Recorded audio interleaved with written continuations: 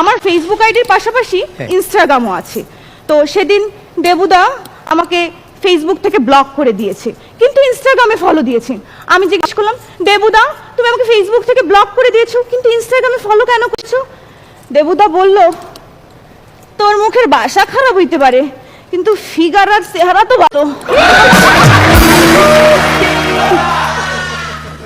দেবুদার সাথে আমার বিয়ে প্রায় ঠিকই হয়ে গিয়েছিল। এর মধ্যে দেবুদা 4 মাস লাপাত্তা। দেবুদা ফিরে আসার পর আমি জিজ্ঞেস করলাম, দেবুদা দেবুদা তুমি কোথায় ছিলে দেবুদা?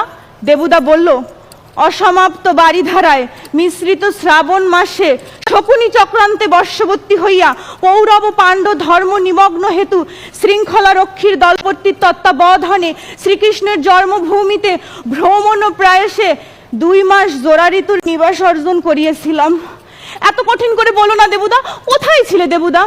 জুয়া খেলতে যাই ধরা পড়ে 4 মাস জেলে আসছিলাম।